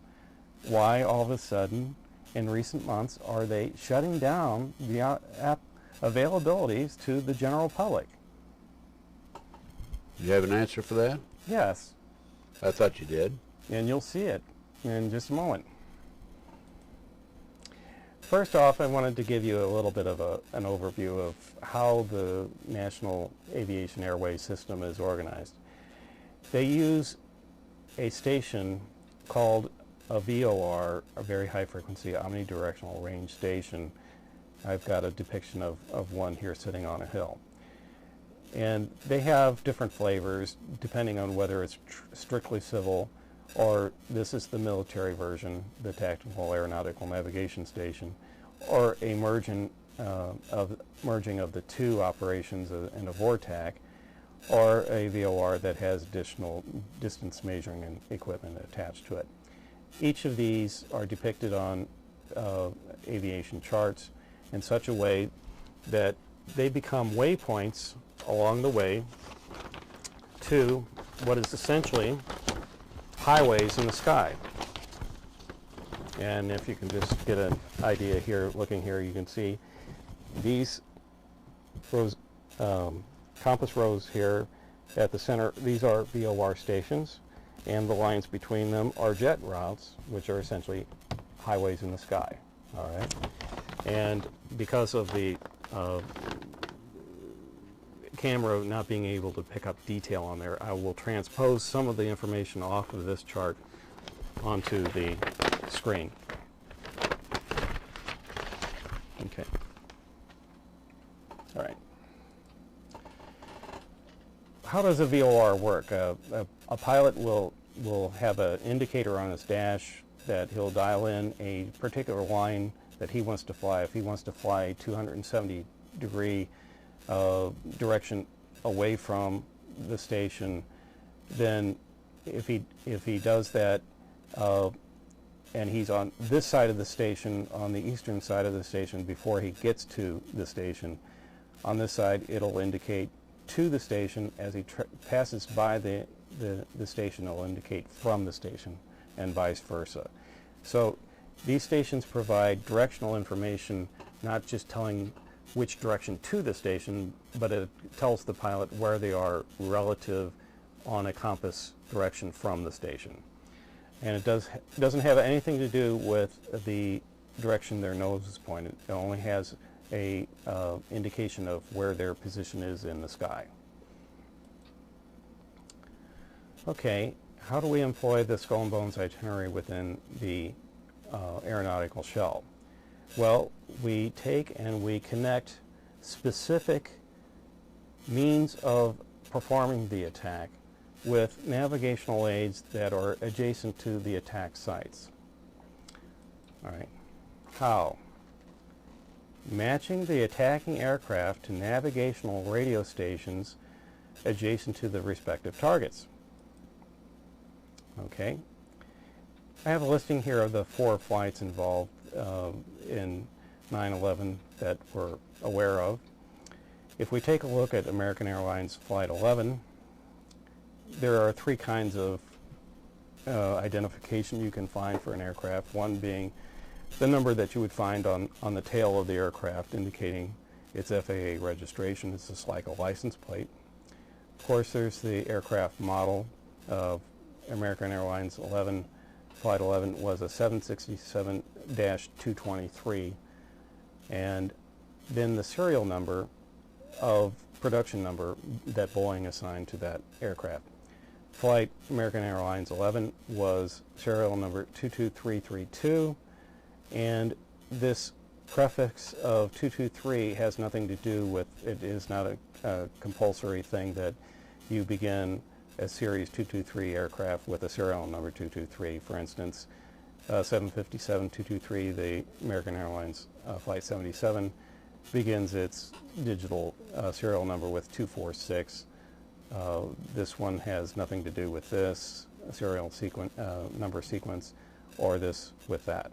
Okay, but it is interesting that this number and the first 3 digits here are the same digital sequence. Now, if we take a look at this map here in detail, what we would find is one of the jet routes that emanates from, find my pointer here, from the LaGuardia VOR on the map, projects away from the station at a 322-degree direction, which incidentally is the code value for skull and bones. If you take a look at, I'll find it here quickly here. Well, this is not a very good depiction of it, but I'll show it to you quickly. It has the skull and bones, and 322 is their organizational designation. Okay. What has happened throughout time is that they have used 322 as an indication of a heading, okay, as they have here. Notice that along jet route number 223, this one here, that's jet route 223, coming from LaGuardia VOR, is where we find American Airlines serial number 223 on jet route 223, emanating from a radial direction of 322 degrees, which is the skull and bones designation. This is the distance to a particular reporting point that pilots use, or they call it a fix. In this case, it's a DMA fix. It's a distance from the station where when a pilot gets to that point, he would report to an air traffic controller his position and intentions to either turn or proceed or follow the flight plan. This little label here indicates the number of nautical miles from that VOR station to that reporting point called chords. Each of these reporting points have a name. So when a pilot flies over, he indicates to the air traffic controller that he has passed chords. 74 happens to be the exact longitude of the World Trade Center. Okay. LaGuardia VOR is the VOR station closest to the World Trade Center. Okay. When we take a look at, in Washington, D.C., at the VOR on the Reagan International Field adjacent to the Pentagon, within just a mile or two of the Pentagon, this particular VOR has a projection out to a DME fix called Pauke out here, and it is along the line of 246 degrees. Incidentally, this pointer from this label is exactly aligned with that 246 degree direction on the map and this designation on the map. Now, it is a kind of amazing coincidence that the first 3 digits of the serial number, 246, for American Airlines Flight 77 matches this very same configuration, as did the 223 match the serial number in this configuration here at the very navigational aid that is most adjacent to the attack site. And these are the lead aircraft in both occurrences. So, are you saying then that these planes were handpicked before because of their numbers? Yes. Yes. And this ties into what you said earlier during this interview, secret information that is actually out there into the public, but the public doesn't realize that it's well, there is its significance or its meaning. There are people in the public that are in the know, but they're a very, very small circle of people who are in the know. It is interesting to note that American Airlines, because of its financial condition, was in receivership, I believe, and the 2 aircraft that they own that were involved with this were not owned by American Airlines. They were owned by banks out of Wilmington, Delaware. Namely, First Union National Bank owned Flight A11, and American Airlines Flight 77 was owned by Wilmington Trust. And those aircraft were not in the lineup for those flights on those days. They were transposed in that position at the last minute. They were not scheduled. The flight those flights were not scheduled with those airplanes. Is that what you're saying? on that day. On that day. Until the last minute. Well, how did the banks have to do with that? The Wilmington Trust and so forth. That's an interesting question, and would seriously consider as an investigation. You have any thoughts on that? It would only be speculative at this point, but I'm sure that there is infiltration of this Skull and Bones organization and within the financial structure of our country. Their utilization of these aircraft is no accident. Ownership of these by parties who may be involved with the Skull and Bones organization is probably not a happenstance.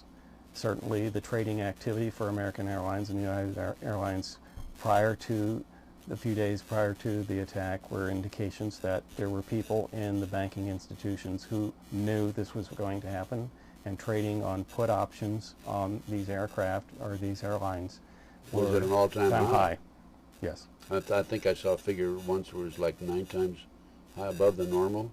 I'm aware of that, but I know that it was out of the normal range. Yes, on I think not only American but also United. Both. Both. Yes. So there were people that had to know about this in advance. That's right. And then certainly there are people who are much more knowledgeable about that aspect of it than I am. Well, now, would the fact that that these two airplanes, by American Airlines airplanes, were owned by a bank and not by American Airlines be significant? Because each airplane, I understand, if you incorporate each airline singly rather than incorporate them as part of a large corporation with, say, 50 airplanes, if that plane goes down, the company doesn't go bankrupt. They just can sue for that one plane. That is a financial technical question. You'd have to address another expert. I'm not able to address that. But could that be the reason that they're with the bank? These airplanes are with the two different banks?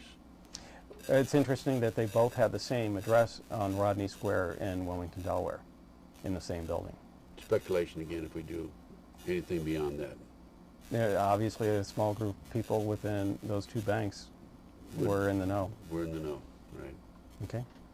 And the choice of those aircraft were under their supervision. Okay.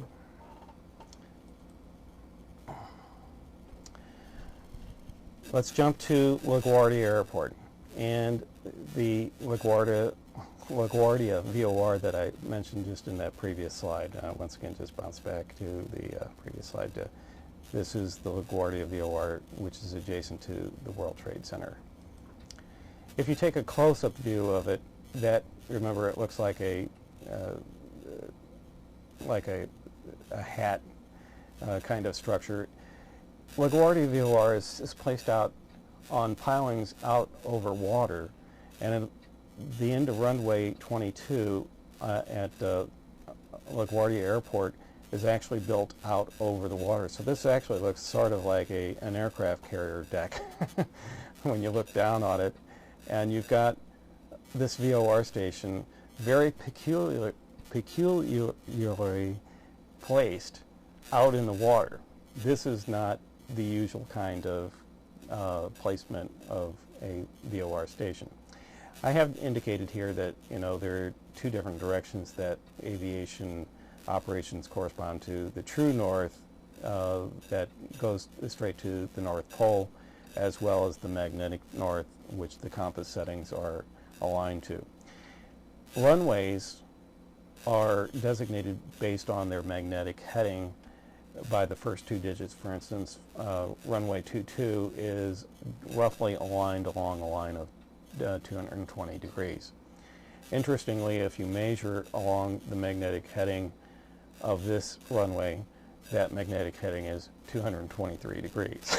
Okay, so we have, again, the reoccurrence of the value 223 and the serial number of the aircraft, the jet airway assigned to the navigational aid of this very navigational station, and as well as the model number of the 767 that was used in that particular attack, and that first attack in the World Trade Center.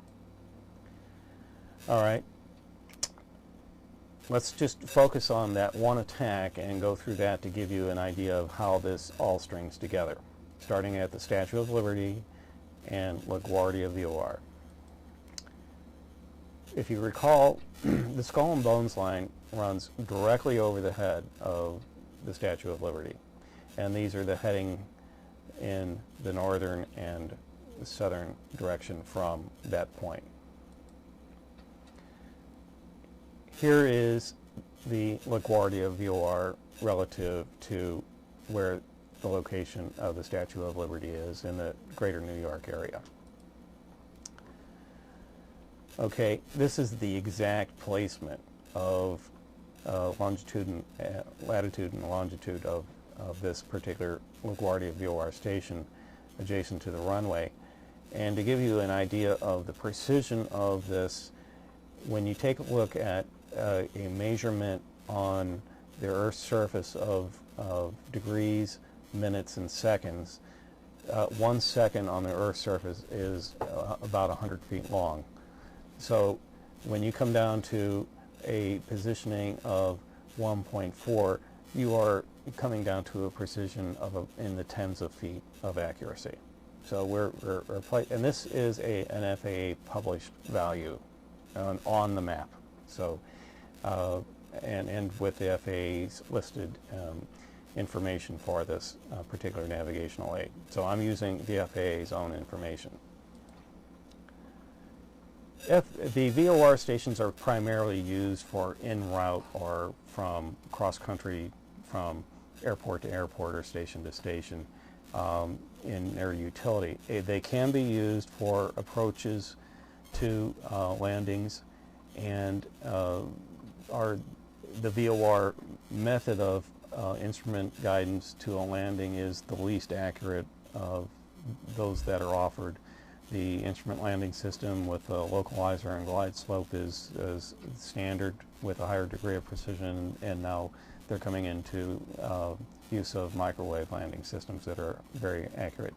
But they, in some applications, especially in smaller airports and in remote areas, VOR approaches to landing can be employed. But if you wanted to utilize this as even for an instrument approach to this runway, I have shaded in the area along which you could have placed this VOR station, including jumping across the bay to a location a mile or two to the north, and place that very same station and had the same degree of precision and utility, but yet they have chosen to put it right out here in the water. Okay? So we have very peculiar placement based on its utility. Okay? One of the things that are offered by the FAA to pilots is what is called NOTAMs, or Notice to Airmen. NOTAMs are required for the pilot to review prior to flight planning to understand that if there has been any changes in navigational station operations, they are to be responsible for knowing that before departure. And so Notice to Airmen, or NOTAMs, are standard FAA literature, and they're reviewed and updated very frequently. It is interesting to note that most VOR stations do have some limitations based on obstructions in the area, and it's not unusual for a VOR station to have a limitation in its use on 2 or 3 or 4 directions from the station. But the LaGuardia VOR has 32 specific indications where it is not to be used or relied upon for any kind of reasonable precision, and it is so bad in its placement that it has 32 qualifications for not using the station. Each one of these that I have listed here are separate listings of specific points along the radius of the station where it is not to be used. Why? Because the signal is being interfered with by some obstruction, and the pilot will be getting erroneous information. Why are they doing that? Well, why did they place it here? Mm-hmm. Well, obviously they didn't consider optimal performance in their selection, and when they go through the planning process, they know they're going to encounter this kind of problem before they construct it, based on their understanding of the line of sight of radio waves and the actual surrounding conditions. So they have chosen the absolute worst possible location of this in terms of its performance. But yet, in the 1950s, when they placed this is where they chose to place it. So why? There's other reasons why. Well, that's what I'm asking you. We'll see. You going to show us? Yes. By the way, going back to the map that's no longer available, why is that map no longer available? You have some thoughts on that? Because it has information that they don't want us to realize. What kind of information? Indications that plannings of attacks are actually specified on the maps. In the future? In the past. In the past? Okay. And in the future, probably. Okay. Obviously, with the indications of the matching of the serial numbers with specific radio navigational aids adjacent to attack sites was past information that they had published on their maps. Okay, And they don't want anybody like you figuring it out in the future. Well, are figuring it out in the past. Or figure out. Too late for that. Okay, go ahead. Okay, let's jump to when. Okay, when are we going to attack? If we take When are we going to attack? Or when are they going to? They're I'm going sorry, to I was attack, yeah. I'm sorry. Watch your language there. Yes, so I'm going to have to. You've been doing very well. I'm imagining you're pretty tired by now, aren't Okay, you? well, I'm okay. If we take a step backwards and look at the location of LaGuardia VOR adjacent to the runway, and this is where the Skull and Bones line runs, adjacent to it. It's not exactly on it, but it's adjacent to it. This line that I have here, the white line, projects away from the Statue of Liberty. They both intersect the Statue of Liberty back down the road. Okay. Now, when we take a look at the point at which this line, this white line, and this yellow line, the Skull and Bones line, are equidistant from the Statue of Liberty, and we draw a line from the center of the station across to that intersection of equal distance on the Skull and Bones line, we develop this vector, or this arrow here, that goes off in a direction of 320.95 degrees. And that will become very important later on to pay attention to. But the other interesting thing is that the distance between these two lines happens to coincide with one of those magical coding values, namely base E. If you take base E and divide it by 10, you have the number of mileage distance between these two lines right here. Furthermore, when comparing this gap of 1,434 feet, that is very close to another magical coding value, and that being 1,436. It turns out that in a day, when the Earth goes through one revolution, or 360 degrees, it's not quite a noon to noon day. The Earth actually has to turn 320 plus a little bit more each day to come from noon to noon. And that's because we're advancing in the orbit and it has to compensate. So for the Earth to make a 360 degree turn, that's called a sidereal day, not a standard day, a sidereal day. And that particular day is 1,436 minutes long. Okay? That gap is very close to a sidereal day in minutes. A standard day is 1,440 minutes from noon to noon. So this 4-minute difference is something that we have a little bit of a gap that occurs every day. All right. So we've matched two coding values from their mathematical coding structure to that particular vector. All right. Now, if we take a look at LaGuardia VOR, it has a frequency that it is specifying. All right. To tune in to this particular radio, you would tune into 113.1 megahertz. Well, this is very interesting that it's 113.1, because if you take the day of the African bombings in Kenya and Tanzania to the day of the attacks on 9/11 is 1,131 days. So if you take this frequency value and multiply it by 10, you have the number of days between the African embassy bombings to the morning of the 9/11 attacks. So the choice of frequency, which was designated 50 years ago when they put in this VOR, was placed and utilized during the planning for the attack. All right. Now, when you consider that the distance, let me back up to two previous slides. Forgive me for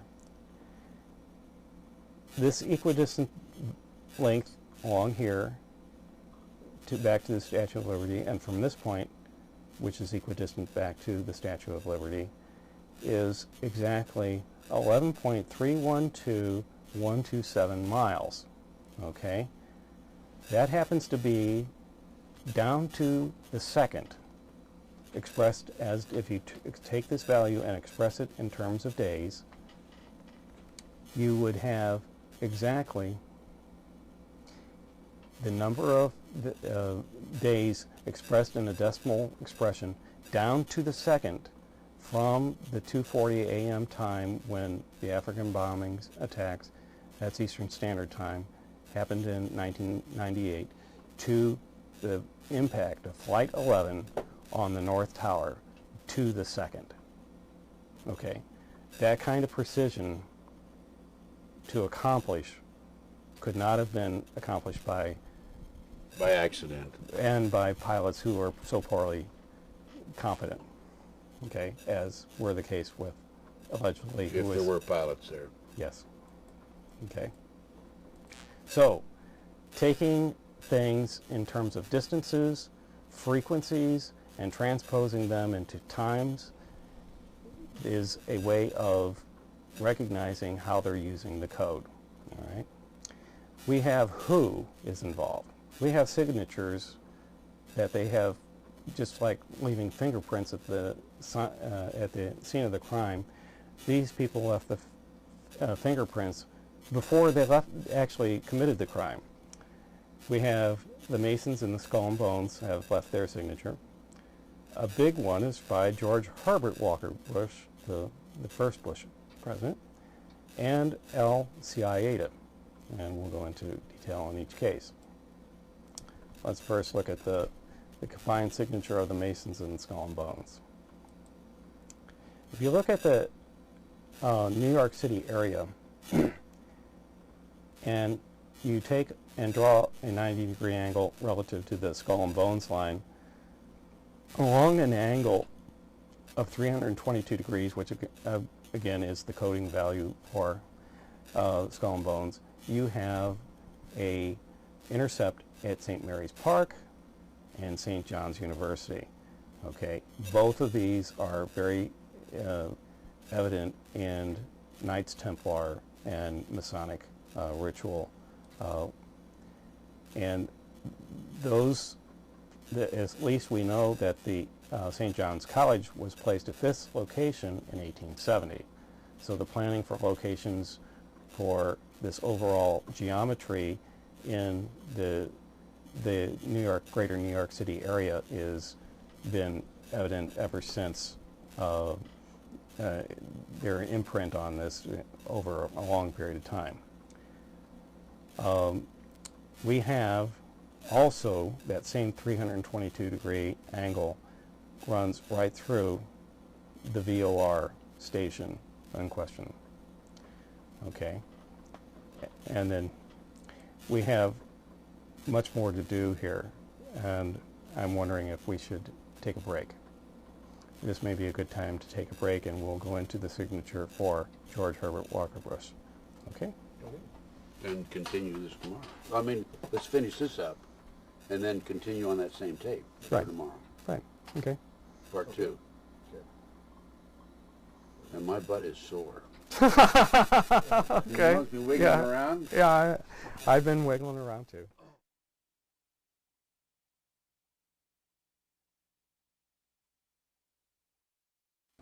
We're back. Ted Gunderson here.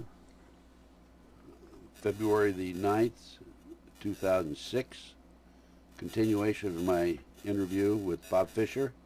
Bob, we're back on camera. All right. And thanks for a great presentation the first 2 hours. Well, it's starting to scratch the surface, I hope. Well, we're into another interesting topic here, George Herbert Walker Bush. Yeah, we began or left off at the tail end of our discussion with people who leave their signatures at the scene of the crime. And now we'll go ahead and look at his signature that he planted there well in advance. Which crime is this now? 9/11. 9/11, okay. All right, so recalling that the number 223 seems to be a very important factor in the 9/11 planning. If we take a step back up into space and look at things on a bigger view, and go up here into Maine, this is where the location of Kennebunkport, Maine is, and we have a famous president who resides there, George Herbert Walker Bush. Ex-president. Ex-president. And he happens to have a VOR in his neighborhood, the Kennebunk VOR-TAC, which it means it's a combination of the civilian and the military combined, and the station is just adjacent to where he lives. Just a minute. We talked about VORs earlier, of course, in the last interview. Explain to the layman what VOR is. Okay. VORs are a way in which aviation systems set up to provide pilots with directional navigation in a way that they know where they are along a line of sight from a given station according to a compass direction. And these are stationed or placed all around the United States and provide waypoints for highways in the sky. And you mentioned in the other interview about when they go from one area to another. That's what you were talking about, right? Right. Okay. And here it's like do they radio down to the operator, or is it something automatic? it's automatic.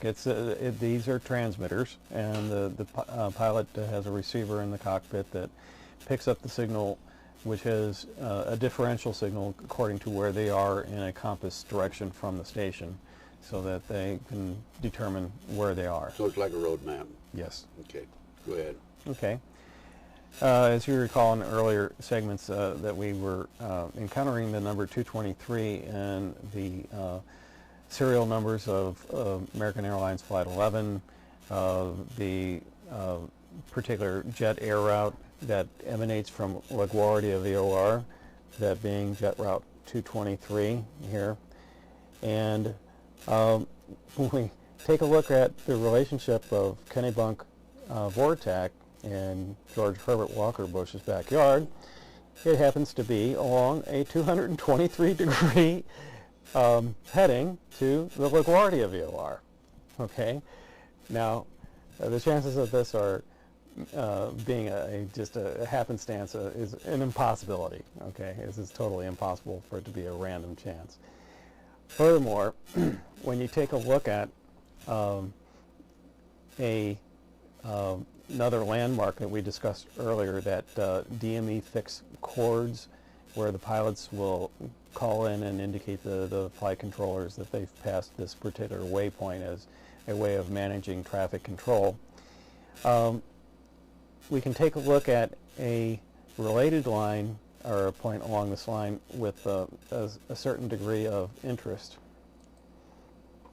You recall that when we were looking at the distance along the line from the Statue of Liberty to the VOR station, and from the Statue of Liberty along the Skull and Bones line, at a certain point you're at the exact distance that corresponds to the exact time and days of the event, the time from the African bombings of the embassies in Kenya and Tanzania, up into the first impact of Flight 11 into the North Tower.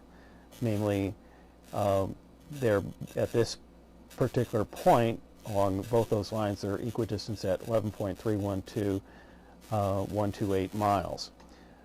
That happens to be, if you transpose this decimal point to 1131.2128, that is the number of days down to the second at which you have that time span between the African bombings and Flight 11's impact in the first tower, so down to an exact second.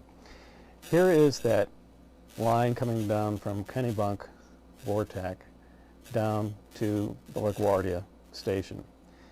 And recall I mentioned earlier that there would be some significant interest in this 320.9 degree line where we have a point coming from the VOR station to that equidistant point on the skull and bones line. Well, the interest is this. If we follow that same line at 320.9 degrees out to where it intersects with that line that runs from Kennebunk down towards the quartz DME fix that we mentioned earlier, there is a location along this line near to Monticello, New York, which is equidistant along both of these lines. In other words, we've got two sets of equidistant lengths determined by the same line. This 320 degree, 0.9 degree line is the only place along an equidistant point from the Kennebunk vortex. If you notice that this arc is an equidistant length from the vortex. Now, this 320.9 degree line intersects exactly along the arc where both of these vectors intersect in an equidistant arc. And once again, when we take a look down at the Statue of Liberty, the skull and bones line and the line to the vortex are both terminated at the very same line. So we have two circumstances where we have defined equidistances from an attack source and from the source of the author as equidistant lines, okay, determined by one line, okay. So there again we have a mathematical relationship that is pretty hard and fast and not too randomly possible. So we have a whole series of relationships of these quaint relationships between the Kennebunk vortex and the jet route 223 and the airliner that has the serial number 223 and so on. And as we take a look at the reoccurrence of these various things, for all these things to come together is an impossibility to not have a design behind it. And the people who are involved with this essentially are providing two important concepts to be reckoned with. Okay, first, there exists a signature reflecting their strategic modus operandi over a long period of time.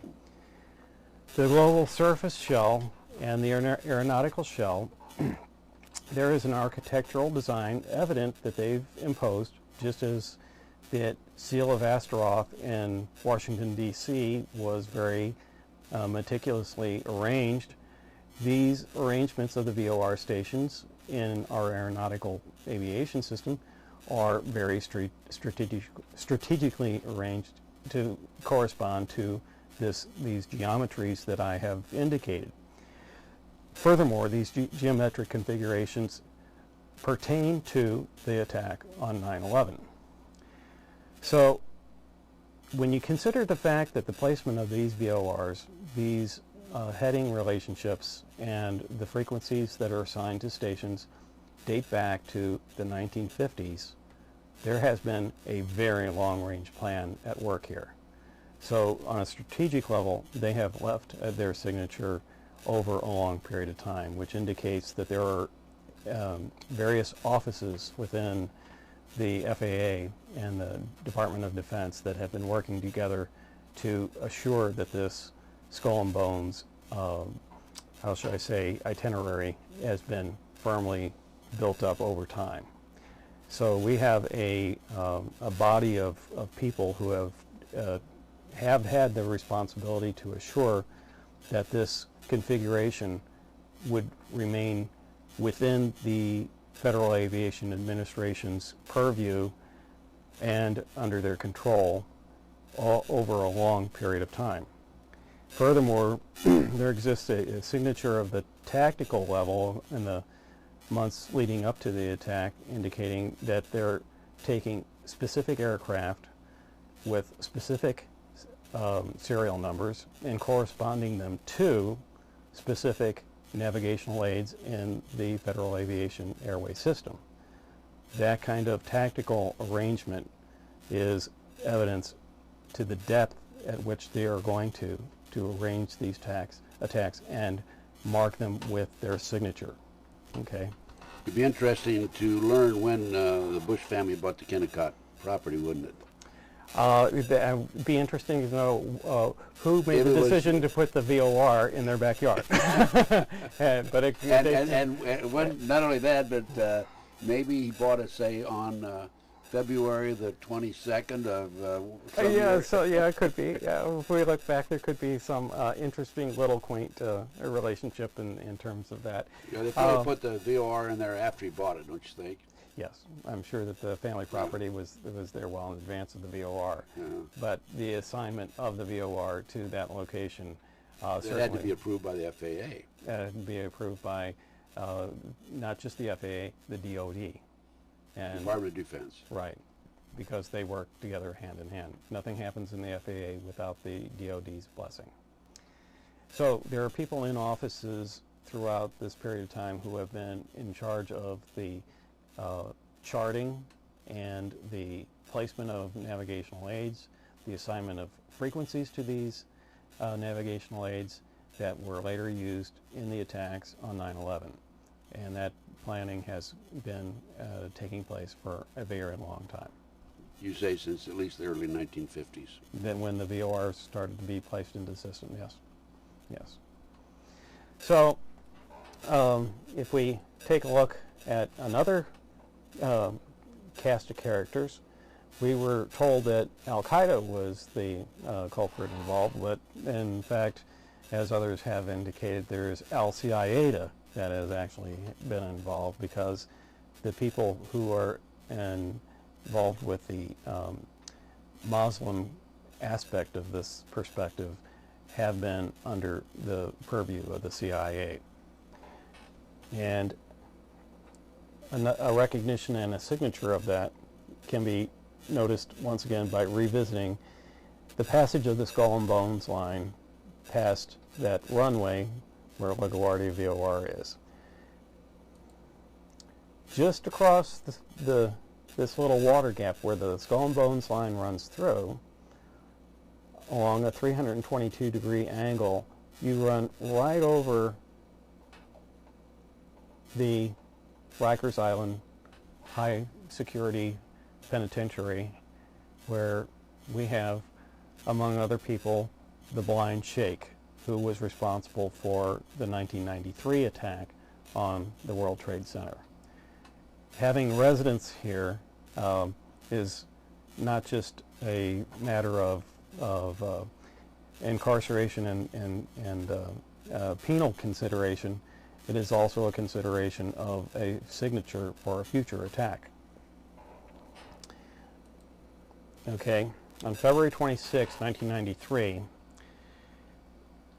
there was an attack on day 892.4, blah, blah, blah, in that respective 1440-day cycle. They are operating in 1440-day cycles. It happened that the 9/11 attack happened on the 1131st day of that respective cycle. A previous cycle was involved with the earlier attack in 1993, and it occurred on the 892nd day of that particular cycle. Okay, this left a residual from 1440 of 547.5987 days in that cycle. Once again, we match that very closely to one of the magic coding values that are used in the coding structure, and having the digital sequence 547.3561, and the significance of that in terms of its background can be introduced later, but the matching here is a very close precision, 0.0443% variation from it. And if you take that and consider that there are 1,440 minutes in a day, and you were to look at a 24-hour clock face and to transform that value of 547 out of the 1,440 swing of the arc, that would bring you to 223 degrees on the dial. Okay, once again, a reaffirmation of the involvement of 223 in the overall scope. Okay. Do you have any idea why it's 223? That I am not certain As far of. as the secret Message, subliminal message is concerned? I think it's probably a PIN number.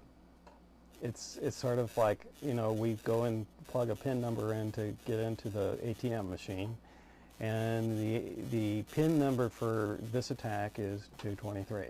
Gotcha. Okay, that's my best evaluation of that at this point. There are probably better evaluations if we uncover more information. So if we got one of those old maps that they don't make available to the public anymore and start looking for different numbers, maybe we could figure out what's going to happen next. I believe that would be the case. And that's why they don't make them available to us. That's right. Do you have any of the old maps? Millions of them are out there. Do you have any yourself? I have a few myself, but there are millions out there that they cannot recover because too many people have them. Okay, well, let's tell everybody to ship a copy of their map to you. Well, or to people who are interested in following this line of... Mathematically inclined. Yes, this line of investigation, right. So now we can move on to where is the attack. When you take a look at the very same location, there is a bridge that runs from Rikers Island to shore. And if you take a look at two angles that I've kind of bracketed with, one is 26 degrees heading and the other is 27 degrees, and the bridge runs right down along a line closer to the 26 degree angle. And my feeling about this is that that angle that bridge was constructed corresponds to a value of phi squared. Now, phi is a value like pi that recurs in nature, and where pi is involved with circular geometry, phi pertains to spiral geometry, and it has other mathematical qualities that make it very unique as well. The interesting thing is, you may recall that I mentioned the precession cycles earlier. Well, when you take a look at this angle that I'm discussing here at being 10 times this phi squared value of 2.6180339874989, if you really want to take it out that far, and you multiply that phi square value times 432, you come up with 1131. Once again, the number of days between the African embassy attack and the 9/11 attacks.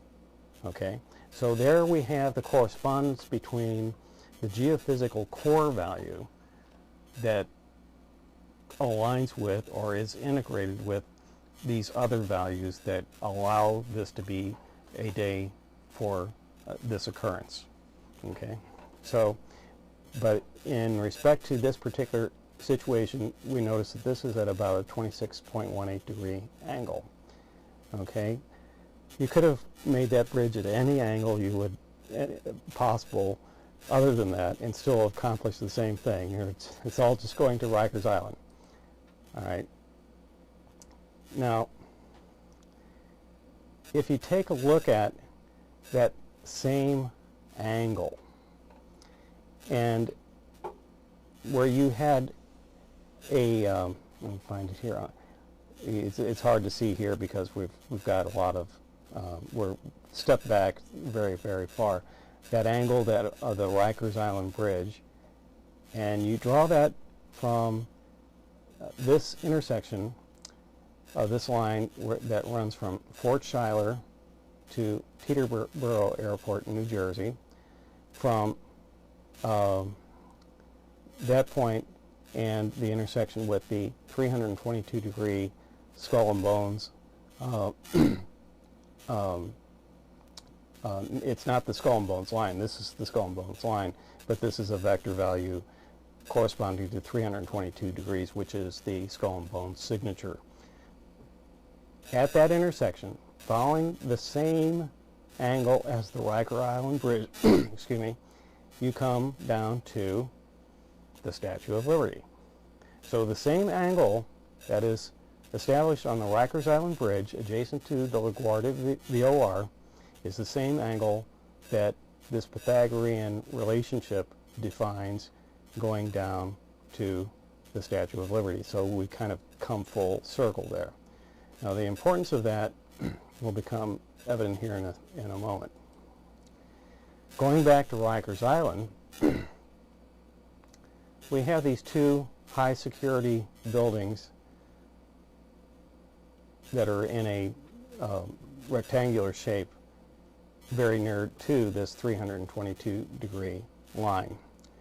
If we draw a line parallel to the Skull and Bones Great Circle line, this big heavy yellow line, parallel to it down southward, and just remain parallel with this, on down through the New York regional area, we come to the footprint of Tower number 1 and Tower number 2. Okay? So why was there a construction project for the Rikers Island high security prisons to correspond to the same placement of the footprint at the other end of the island for the World Trade Center when it was constructed? Okay? This is a geometry and a architectural design not unlike the considerations that were put into Washington, D.C. with the Seal of Astaroth. Okay? This is long-term planning on the part of the people who constructed the World Trade Center, namely the, think of their name, I'm sorry, the Rockefeller brothers, David Rockefeller. Okay? So when they decided where to place the World Trade Center, and whomever made the decisions to make the construction at Rikers Island, there was a mirror image of each other. And who was in Rikers Island on the very day of the attack? The Blind Sheikh, who was probably involved with organizing some aspect of that attack. Well, he was involved in the 93. He was involved with the 93? 93 and probably involved with 911 to a degree. Well, I'm sure he could work things from inside. Oh, of course they do. And they have a grapevine in the prison like you can't believe. And prior to the 93 attack, the Blind Sheikh was intimately involved with the CIA and CIA operations in Afghanistan. And trained by the CIA. And closely associated with bin Laden. So absolutely. The Blind Sheikh was the direct communications conduit between the CIA and bin Laden. So here we have another astounding recognition of their signature. But the icing on the cake is this. When you take a look at this high altitude en route map and look at the designation for the LaGuardia VOR on the map, it has a label that indicates the frequency, and it has a Morse code that transmits all the time in the letters LGA, so that it identifies it to the pilot. And this particular label has some degree of arbitrary context as to where the map maker or the cartographer decides to place it on the map. Well, they have chose to place it on the map and use the pointer from that little balloon label in such a manner that it comes through LaGuardia VOR to the World Trade Center. That same line goes all the way down the East Coast to the Pentagon. That same line is defined by the pointer on this map. And that has always been that way. So this is not something that happened by accident. The people who make the maps, who put the VOR stations in their place, assign their frequencies, that was all controlled. And what year you say? 1950s? It's been a construction project since the 1950s. Yes. So we're looking at 50-some years, 51 years. Yes, and it's not just here in the United States, but there's evidence Around of it. the world. It's around the world. Because they're in control of the placement of these VOR stations and internationally as well. And we're going to cover that in the next session. That's right. So I hope that this has been an enlightening presentation, and hopefully it'll wake people up to the fact that although this is technical, it is understandable, and it is a matter of just taking the time to pay attention to these correlations that cannot be a possible random chance. So you presented it in an outstanding manner, and I think all of us laymen can understand it. I hope so. Yes, absolutely. No question, and congratulations. And Thank thanks you very much for coming forward. Thank you. Thanks. God bless you. God bless you. Thanks. Okay, that's it.